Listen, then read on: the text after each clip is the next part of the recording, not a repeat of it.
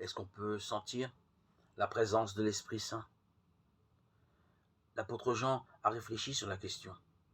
Comment pouvons-nous être sûrs de la présence de Dieu en notre vie?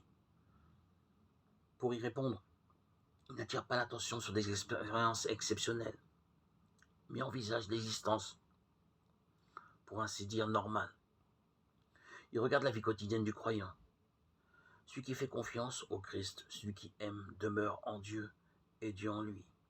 1 Jean 3, 18-24. Par une humble pratique, en aimant en acte et en vérité, nous pouvons être sûrs d'être en communion avec Dieu et avec le Christ. Mais à cette réponse si concrète, Jean ajoute des paroles surprenantes. À ceci, nous savons que Dieu demeure en nous, à l'Esprit qu'il nous a donné. 1 Jean 3, 24. Tandis que nous cherchons parfois des sentiments ou des expériences pour nous convaincre que l'Esprit Saint est bien là, Jean voit les choses exactement à l'inverse. Pour lui, la présence de l'Esprit Saint est la seule chose qui soit vraiment certaine. L'Esprit Saint est donné. C'est un peu comme on parle des données quand on doit résoudre tel problème, s'attaquer à tel projet.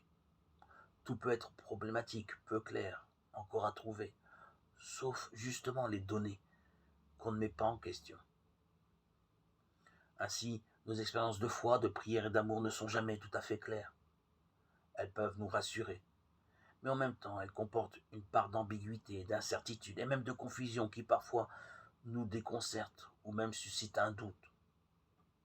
Alors l'Esprit Saint que Dieu a donné et qui ne s'en ira jamais devient en nous la certitude que notre prière, nos intentions, nos sentiments, nos actes, même hésitants ou confus, sont déjà tout entiers, habités, transformés et sanctifiés par Dieu. Ne cherchons pas trop alors à sentir l'Esprit Saint, car il est bien davantage que les réalités que l'on peut ressentir. L'Esprit est notre vie. Galates 5, 25.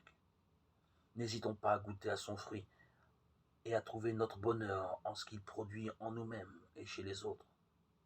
L'amour, la joie, la paix, la patience et la bienveillance et beaucoup d'autres choses encore. Galates 5, 22, 23.